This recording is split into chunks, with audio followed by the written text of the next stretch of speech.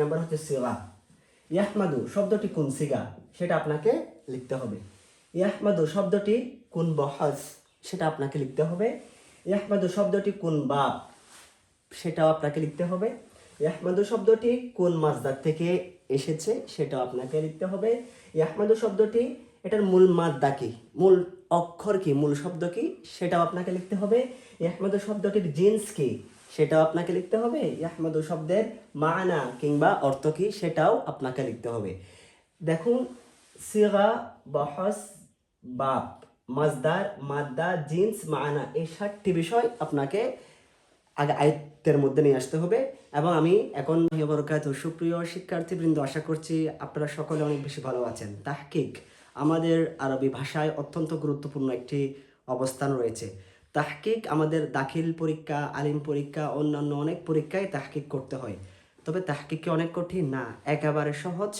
শুধুমাত্র কিছু বিষয় জানলে আপনি তাহকিক বের করতে পারবেন। একটি শব্দ দিয়ে আমি আজকে একটি নমুনা দেখাচ্ছি, আপনারা কিভাবে তাহকিক বের করবেন ভাষায় আমি বোঝাবার চেষ্টা করব। দেখুন, ইয়াহমাদু শব্দের তাহকিক বের করো, তাহলে আমরা এখানে 7টি বিষয় লাগবে। 1 নম্বর হচ্ছে সিগা। ইয়াহমাদু শব্দটি কোন সিগা সেটা আপনাকে লিখতে হবে। ইয়াহমাদু শব্দটি কোন বহস সেটা আপনাকে লিখতে হবে। ইয়াহমাদু শব্দটি কোন বাব সেটাও আপনাকে লিখতে হবে। ইয়াহমাদু শব্দটি কোন মাসদার থেকে এসেছে সেটাও আপনাকে লিখতে হবে। ইয়াহমাদু শব্দটি এটার মূল মাদ্দা কি, মূল অক্ষর কি, মূল শব্দ কি সেটাও আপনাকে লিখতে হবে। ইয়াহমাদু শব্দটির জিন্স কি সেটাও আপনাকে লিখতে হবে। ইয়াহমাদু শব্দের মানা কিংবা অর্থ কি সেটাও আপনাকে লিখতে হবে। দেখুন, সিগা, বহস, বাব, মাজদার, মাদ্দা, জিন্স, মানা, এই 7টি বিষয় আপনাকে আগে আয়ত্তের মধ্যে নিয়ে আসতে হবে। এবং আমি এখন আপনাদের সামনে এটা এই ইয়াহমাদু শব্দের তাহকিকটা আমি বের করতেছি। দেখেন তো, দেখুন সিগা হচ্ছে কি হামিদা ইয়াহমাদু, এটা হচ্ছে ওয়াহেদ,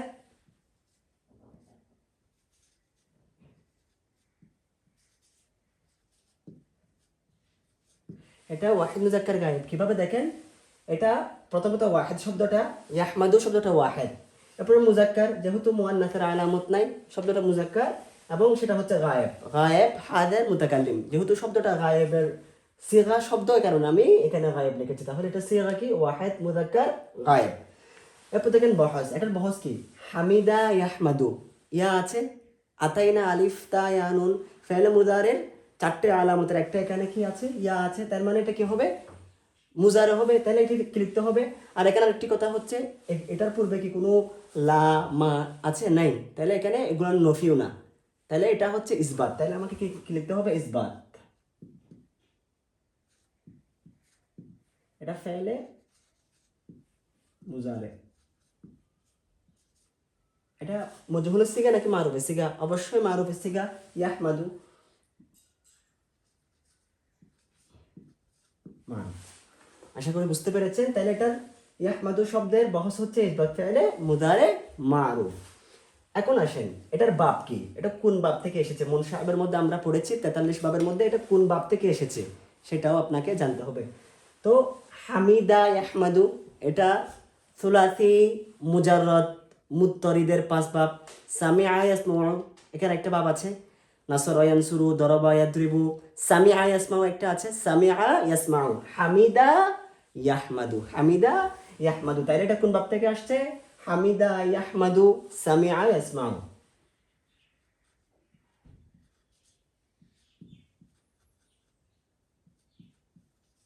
সামিআ ইয়াসমাউ থেকে আসছে, তাহলে সেটা আপনাকে জানতে হবে। এরপর দেখেন মাজদার, এটা কোন মাজদার থেকে আসছে, মূল কোন শব্দ থেকে সেটা আসছে?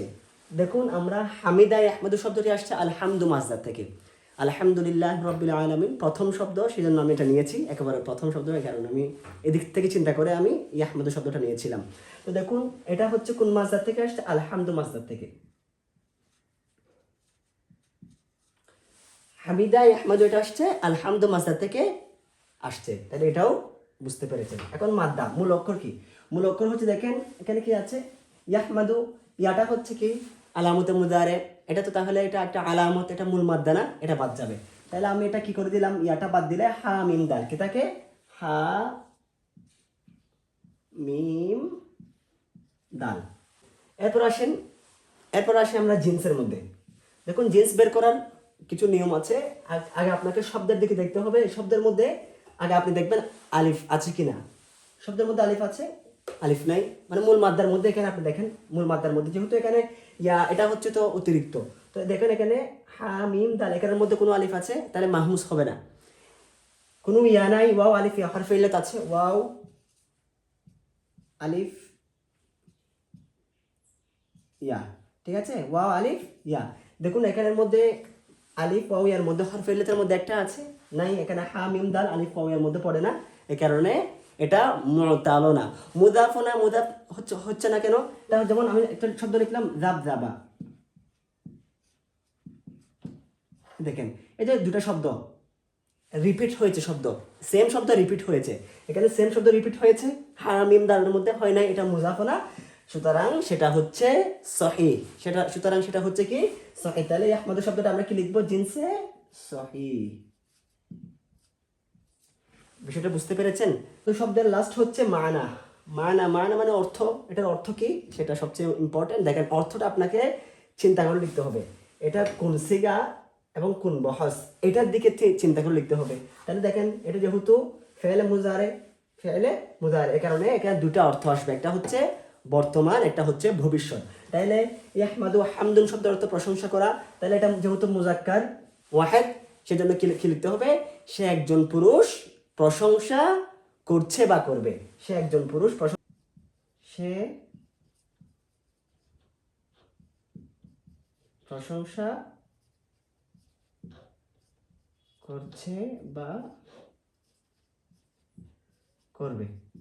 একজন পুরুষ, এটা তো যেহেতু ওয়াহেদ, এটা আমি লিখি নেই।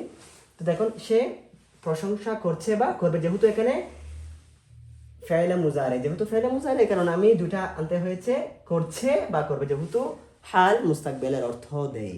সুতরাং এভাবে আপনি তাহকিক বের করতে হবে। এভাবে করে আপনাকে সিগা, বহস, বাব, মাসদার, মাদ্দা, জিন্স, মানা 7টি বিষয় আপনাকে ঠিক রেখে আপনাকে ফুল স্ট্রাকচারটা সাজাতে হবে। এভাবে করে আপনি যদি মিজান মুনসাহিব একটু ভালো করে পড়েন, তাহলে আপনি এই বিষয়গুলো পারার কথা।